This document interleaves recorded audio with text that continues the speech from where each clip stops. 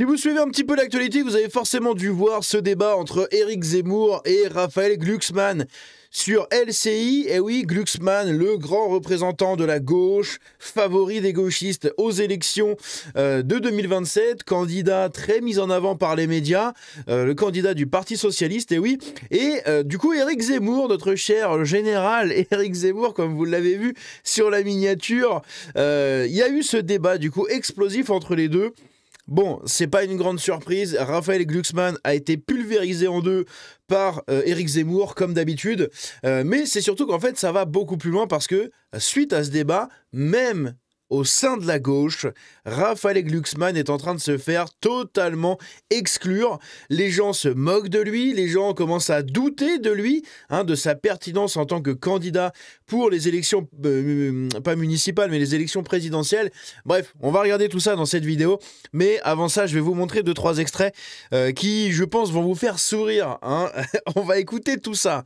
Et oui, encore une fois, le Z qui pulvérise en deux ses adversaires, c'est toujours un plaisir à regarder et à écouter. Donc vous savez que la Picardie, c'est cette terre à proximité de la Belgique où est née plus ou moins la France, où les Francs sont rentrés, le vase de Soissons, c'est la Picardie, où toutes ces cathédrales sont innombrables, Soissons, Amiens, etc., vous connaissez.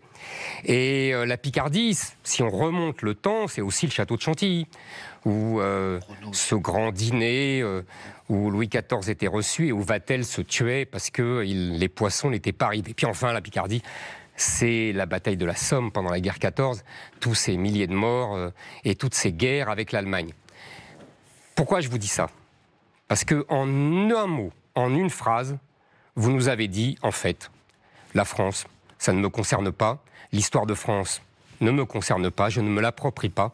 Je ne vous permets pas de dire ça. Mais je vous le dis quand même, c'est pas grave. Je ne vous le permets pas. Mais c'est pas grave, je vous le dis quand même. Je ne vous le permets pas. Mais c'est pas grave. Non, mais je ne vous le permets mais c'est pas grave. Et je vais vous dire quelque chose de mieux. En fait, je vous ai... Globalement, Raphaël Glucksmann, tout au long du débat, parce que j'ai regardé, vous avez l'extrait sur la chaîne, c'est sur la chaîne YouTube directement d'Éric Zemmour.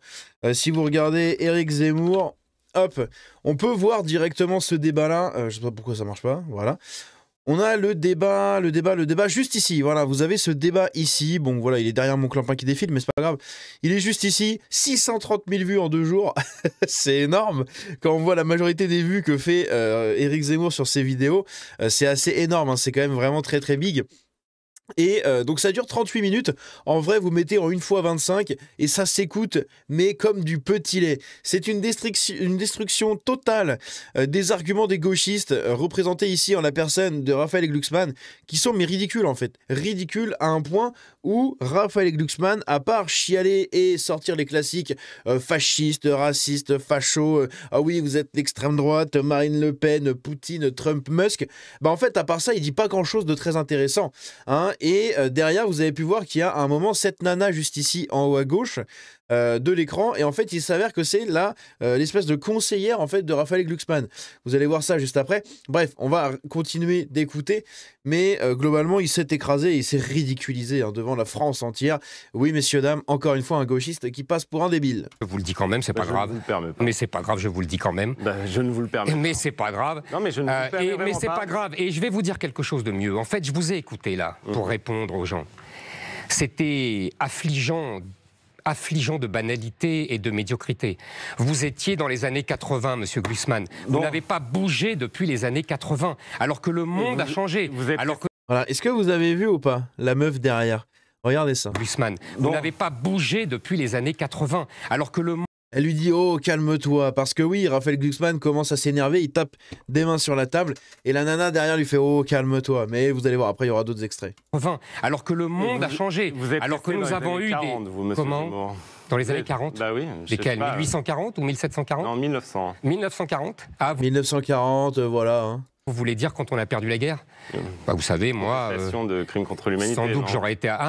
c'est intéressant ce que vous dites, parce qu'en général, mes interlocuteurs attendent un peu avant de me sortir Vichy, parce qu'ils se sentent en difficulté. Bon, alors attendez. Sauf que lui, il était en difficulté. Littéralement, en moins de 10 minutes, en fait, Raphaël Glucksmann lui a sorti le « Ah oui, mais vous êtes 1940, le bruit des bottes ». Qu'est-ce que c'est chiant de débattre avec eux, c'est un truc de fou. Alors, est-ce que vous pouvez terminer votre tirade? Mais je termine ma phrase. En fait, vous êtes et vous êtes le fils de votre père, évidemment, mais on le regrettait André Glucksmann, et de votre mère aussi, évidemment. Mais vous êtes surtout... Un pistonné, juste encore, mais... le fils spirituel de Bernard-Henri Lévy. Vous êtes le même. Et vous êtes... L'identité des peuples vous intéresse quand... Et celle-là, elle est technique. Hein. Le fils spirituel de Bernard-Henri Lévy, les amis, de BHL, elle est... Celle-là... Ah, celle-là, elle est technique. Hein, c'est une passe D en profondeur lobée par-dessus le gardien. C'est un truc de fou. Elle est vraiment ultra technique. Hein. Ah, oui, c'est celle-là, je peux vous dire que quand vous la prenez de la bouche d'Éric Zemmour, ah, je crois que là, ça vous a refait l'arrière-train. Et je crois que Raphaël Glucksmann, là,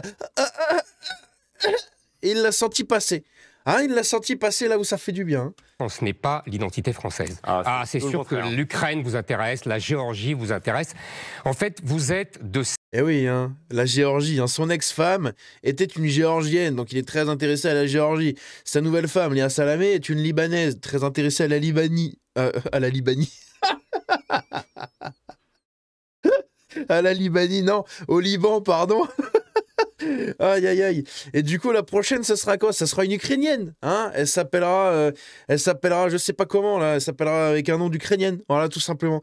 Ce mec-là n'aime pas la France. Hein, ils aiment l'exotisme.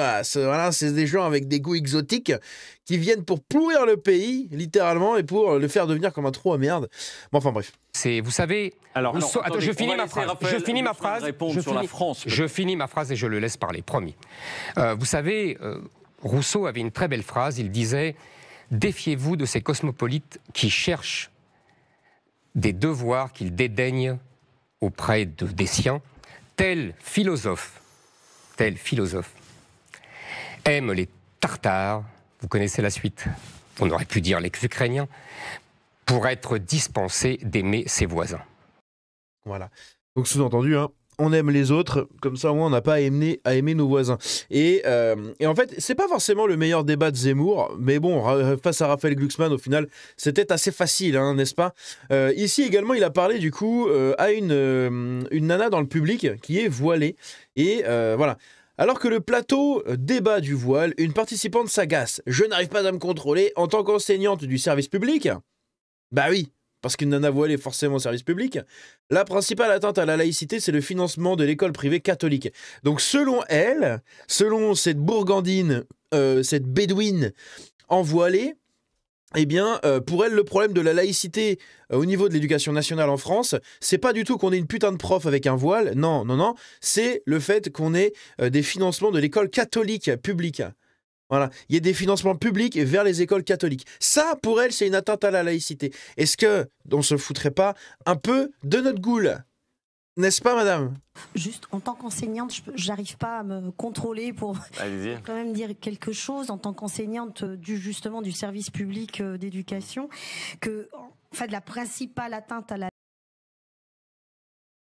laïcité, c'est le financement de l'école privée catholique. On n'ouvrira pas ce débat-là ce soir. Ah mais non, mais c'est pas la meuf qui a... Oh my bad. Parce qu'en fait, il y a elle, Zemmour lui a parlé aussi dans le débat. Et bon alors là, je m'excuse, entre guillemets, même si les propos derrière sont totalement débiles, mais parce que elle était au cœur du débat un peu à un moment avec Zemmour, parce que Zemmour lui a parlé, genre il s'est retourné pendant le débat en disant voilà, la dame dans le public avec son voile et tout, et il parlait d'elle. Et je pensais que c'était elle qui avait pris la parole, puisque après elle a parlé aussi.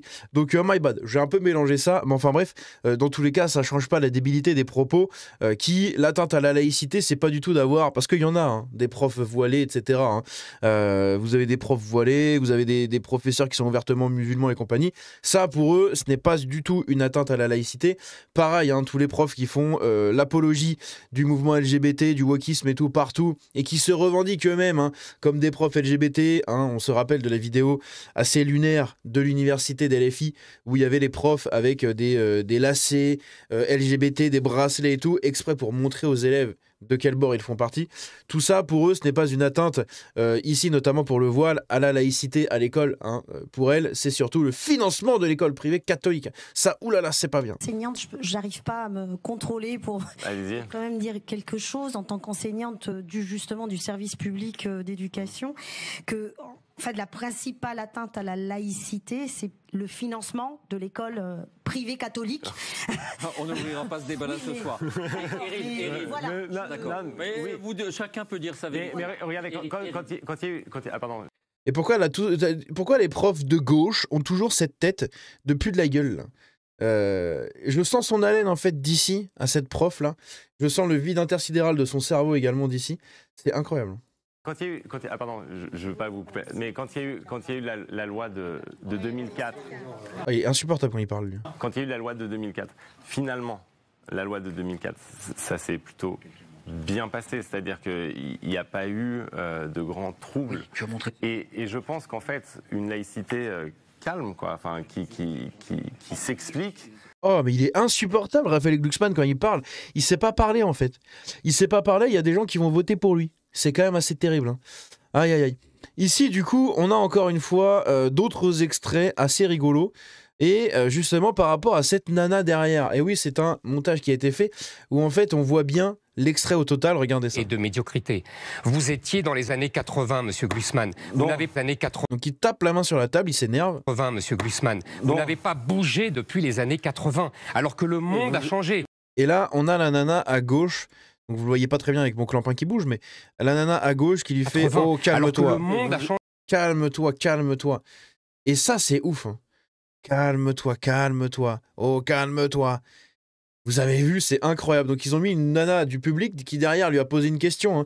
Elle lui a dit ah oui, pourquoi je devrais voter pour vous et pas pour un autre? Donc soi-disant, ils essayent de nous la faire passer tout simplement pour une espèce de spectatrice lambda en fait du public, alors que pas du tout, hein. Pas du tout, c'est littéralement sa collaboratrice, hein. Ça doit être quelqu'un qui bosse avec lui, qui doit le coacher ou j'en sais rien.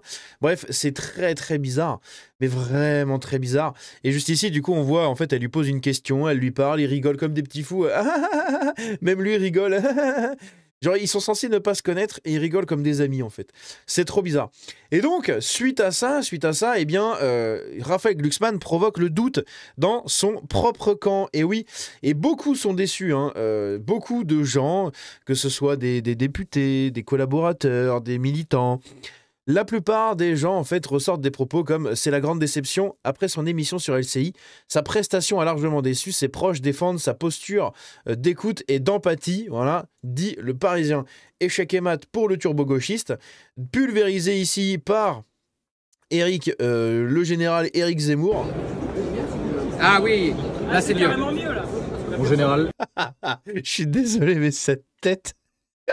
Cette tête, il n'y a rien qui va. La casquette, hein, le képi de général est beaucoup trop gros pour sa tête, c'est pas possible. Et puis cette allure, bordel. Ah, franchement, il me tue de rire. Éric Zemmour, je l'aime beaucoup, hein, mais il me tue de rire. Magnifique. Général Zemmour. Le mec qui filme, il rigole, c'est incroyable. Bref, et donc ici Raphaël Glucksmann, pardon, putain, pourquoi ils ont tous le même nom? C'est incroyable. Eh bien, ici, du coup, il est répugné par les gauchistes. Et oui, on peut voir pas mal d'expressions comme « c'est la grande déception », lâche un cadre socialiste, dont les boucles de conversation regorgent de messages interloqués de militants. Certains disent qu'ils ne savent plus pour qui voter, les plus gentils qu'il faut qu'ils s'entourent mieux. C'était plat, on ne peut pas aller à une émission de ce type sans avoir une annonce à faire. Soupire le même. Les plus sévères parlent même de naufrage. C'est que mardi soir, l'eurodéputé est apparu hésitant, parfois brouillon, parfois perdu. Ce qui est triste, c'est que l'émission était faite sur mesure pour lui et ça n'a pas marché, lâche un député PS. C'est un exercice qu'on ne rate pas quand on veut être président, lâche un de ses collègues. Je souffrais beaucoup pour lui, il a beaucoup lu Zemmour, mais il n'était pas prêt à la théâtralité du personnage, glisse une socialiste. Pourquoi avoir accepté ce débat? Il s'est fait piéger, souffle un député PS. Bref, vous l'avez compris, il est totalement lâché par la gauche. Il y a beaucoup de gens également sur les réseaux qui disent qu'il ne devrait pas être président non plus. Hein, vous cherchez Glucksmann sur les réseaux, vous allez voir, il y a beaucoup de comptes de militants gauchistes qui lui crachent à la gueule, hein, littéralement, parce qu'il s'est totalement ridiculisé. Mais au-delà de ça, je pense qu'en fait, ces militants-là et ces gens de gauche qui le soutenaient, qui voulaient voter pour lui, etc., se sont tout simplement rendus compte en fait de l'hypocrisie du mec et qu'à quel point la personne pour qui ils allaient donner leur vote et la personne pour qui ils espéraient du coup la place de président, eh bien en fait est une fraude, est une fraude, une purge et quelqu'un d'absolument incompétent mais au possible. Au point même que ce débat-là, qui était quand même un débat, voilà, Glucksmann-Zemmour, ça aurait pu être le feu. Bah ça a été le feu pour Zemmour. Zemmour, il a littéralement claqué des doigts, il a fait une Thanos, basta. Glucksmann, pas Zuckman, mais Glucksmann a totalement botté en touche sur toutes les trucs, les questions, et à part sortir les facho, le bruit des bottes et compagnie, bah il n'y a rien eu de très intéressant dans son débat. Bref, n'hésitez pas à me dire ce que vous en pensez dans les commentaires, et si vous avez vu ce débat-là, n'hésitez pas à me dire ce que vous pensez de ce débat. Si vous ne l'avez pas vu, n'hésitez pas à aller le voir, il est sur la chaîne YouTube d'Éric Zemmour, en totalité, du début à la fin, c'est absolument ridicule. C'est un recadrage dans les normes, dans les règles de l'art. Bref, n'oubliez pas le petit like, le partage comme d'hab, rejoignez le Discord et suivez-moi sur les réseaux, on se dit à la prochaine, ciao.